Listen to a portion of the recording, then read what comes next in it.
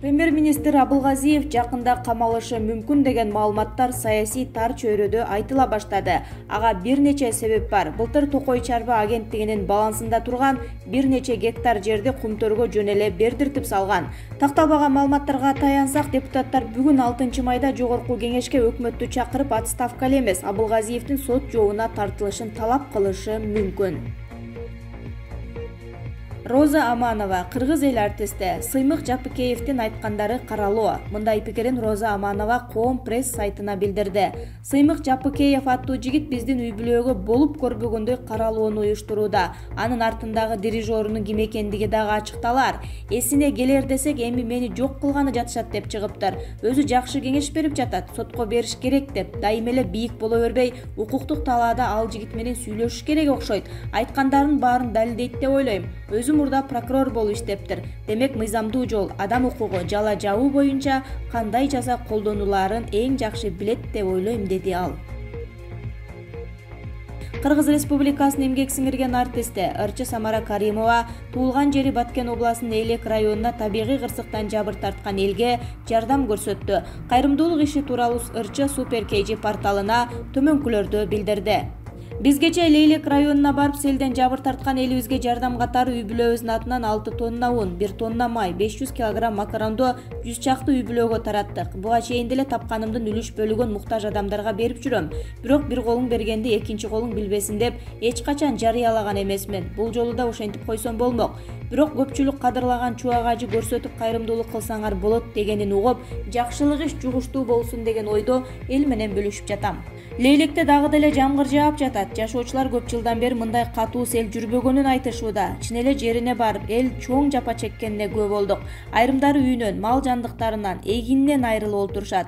Баарынан таң калганым элдин пейили болду. Чоң кырсыкка кабылышканына карабай сабырдуу болуп, жүздөрүнөн жылмаюу кетпей, бири-бирине жардам кылып, тазалоо иштерин жүргүзүп жатышат.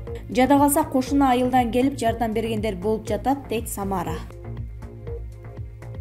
Жылдыз Жолдошова, өкмөттө тажрыйбасы жок, билими тайкы кызматкерлер отурат.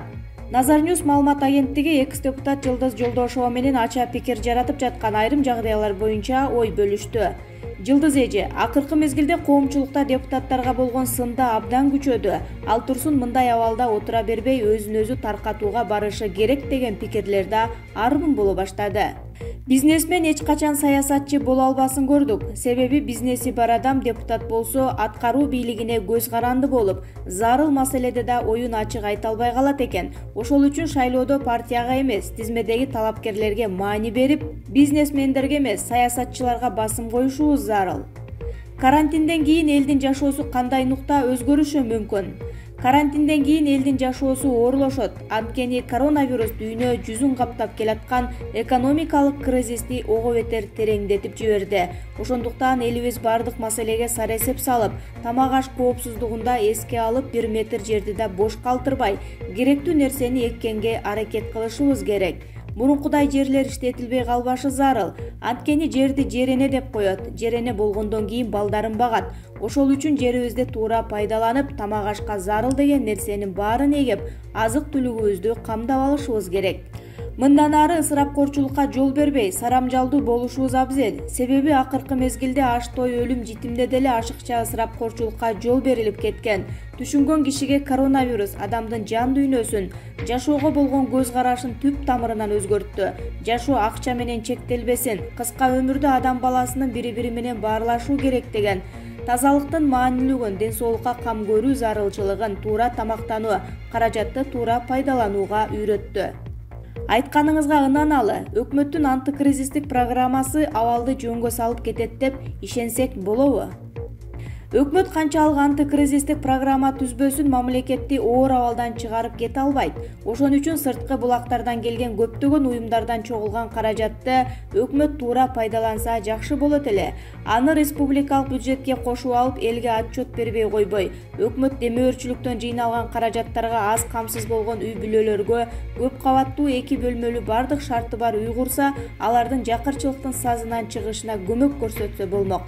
Ошол каражаттын эсебинен врачтарды, мугалимдерди да үйлүү кылса жакшы болор эле. Өкмөттү абалдан чыгара турган тармак барбы? бар. Ал үчүн өкмөт болгон күчүн контрабанданы токтотууга жумшашы керек. Анткени Финполдун айрым кызматкерлери коррупциялык схема менен контрабандалык жол менен товар ташыгандардын көпчүлүгүн коргоого алат экен. Ошонун айынан бюджет толбой жатат. Эгерде биз ошол тармакты жөнгө сала алсак, жарым-жартылай болсо да кризистен чыксак болот. Өкмөт программа түзсө эле баары ойдогудай болот дебей, болушунча изденип, бюджетке кедергисин тийгизип жаткан коррупциялык схемаларды токтотуп, болгон күчүн экономиканы калыбына келтирүүгө жумшаса жакшы болчудай. Мүмкүнчүлүк болсо чакан ишканаларды ачып, элди жумуш менен камсыздап, мамлекет өзүнөн чыккан продукциялардан пайда көрмөк. Ошондой эле коррупцияга каршы күрөштү да токтотпой жандандырып, коррупционерлерди камай эле бербей кустуруп, материалдык жактан кысымга алса жарашмак. Өкмөт башчынын шалаакылыгынан коронавирус жайылып кеттиби, же кырдаал өзү ошондой оор абалга кептеп койдубу? Өкмөт, саламаттыкты сактоо министри коронавирус менен күрөшүүдө чыны менен шалаакылык кылды. Бул эпидемия башталганда эле чара көрүш керек болчу. Анткени Кытай бизге кошуна болгондон кийин эртеби кечпи ал илдет бизге да келмек. Учурунда чара көрөлү дегендердин сунушунда эске алышпагандыгын айынан алапайыбызды таппаган абалга кептелдик. Ошондой эле умрадан келгендерден коронавирус табылар замат 2 айга карантин жарыялаш керек болчу. Карантиндин талаптарын катуу сактабаганыбыздан илдетке кабылгандардын саны өсүп жатат. Коронавирус пикке чыккан мезгилде элди эшикке чыгарып алдык. Эми ооруга чалдыккандар эл эмес, андан каза тапкандар боло баштады. 19 марттан 19 майга чейин карантин болот деп, анын эрежелерин сактоону катуу талап кылганда эпидемиянын жайылышын алдын алат элек. Өкмөт казактардан көчүрүп алды деген токтом кимдин катачылыгынан болду? Казак Республикасынын токтомун көчүрүп алышканы өкмөттү чыны менен ыңгайсыз абалга кептеди. Бул токтомду Кыргыз Республикасынын өкмөтүндөгү кайсы бөлүм даярдаса дагы, ал кызматта тажрыйбасы жок, билими тайкы кызматкерлер отураарын далилдеп койду. Ошон үчүн биз партиялык система менен же болбосо кыргызчылык менен тааныш тамырларыбызды кызматка албашыбыз керек. Мурда министр болгон киши кийин бөлүм башчы болуп, Кыргыз Республикасынын өкмөтүнө ишке кирчү. Кадрларга талап катуу болгон үчүн мындай катачылыктарга жол берилчү эмес. Азыр болсо кадрлар түрдүү критерийде кызматка алынып, акылга сыйбаган жагдайларга туш болуп жатабыз. Эми өкмөт башчы бул окуядан кийин өз аппаратын кайрадан карап чыгышы керек. Баса 2000 сомго тест тапшырыш керек, болбосо блокпосттон өтпөйсүң деген саясат туурабы? 2000 сом төлөйсүң, анан посттон өтөсүң деген чыны менен туура эмес. Башка өлкөлөрдө колунда жокторго жан башына акчалай жардам берилди. Бизде болсо өкмөт тамак аш жактан колдоо көрсөттү. Бирок көп учурда ун, макарон, суу май гана берилди. Ал эле эмес муктаж деген үй бүлөлөргө жардам берилип жатканда, үй бүлө мүчөлөрүнүн саны эске алынган жок. Бир пакет азык-түлүк же бир мүшөк ундан гана берип койгон учурлар арбын. Ушундан көрө жан башына акча бергенде калыстык болмок беле деп ойлойм. Себеби адам баласы бир эле ун, макарон, суу май эле жебейт да, эт, мөмө, жемиш, таттуу жегиси келет. Ошон үчүн жардамдар натуралай эмес, акчалай берилгенде нааразычылык болмок эмес деген ойдомун.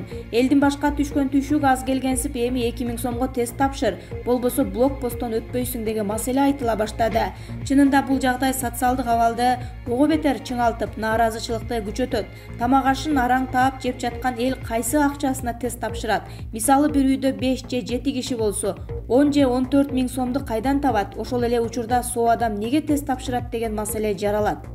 Айтайын дегеним, чет өлкөдөн келсе же симптомдору байкалса, адам өзүн жаман сезсе, аныгын билүү үчүн тест тапшырса болот. Ошондо да тесттин каражатын жөнөкөй жаран эмес, өкмөт төлөшү керек. Өкмөт 2000 сомдон төлөп тест тапшыр деп бир чоңдун лабораториясына пайда түшүрөрдөн мурун элдин абалын эске алышы керек. Болбосо абал мындан да оорулошуп кетип, айлаларын таппай калышы мүмкүн. Суу каптаганы аз келгенсип, эми куюн кууратты. Казакстандын Түркүстан областында катуу келген куюн жергиликтүү элди кыйын абалга кептегенин Спутник Казакстан жазды. Шамалдын ылдамдыгы секундасына 20 метрге жеткен. Тамдардын чатырларын кагаз сымал асманга учуруп, ал тургай бактаракты тамыры менен жулуп кеткен. Куюндан улам 17 үйдүн чатырлары талкаланып калган. Окуянын кандай болгонун видео баяндаган жергиликтүү тургун карантин каптап турганда куюндун бул кесепети бир топ чыгым тарттырганын кабарлаган. Бактыга жараша адам өмүрүнө зыян келген эмес. Жакында эле бул аймакта бир топ гектар жер Өзбекстандын аймагында турган дамбанын жырылышынан жабырланып, суу алдында калган.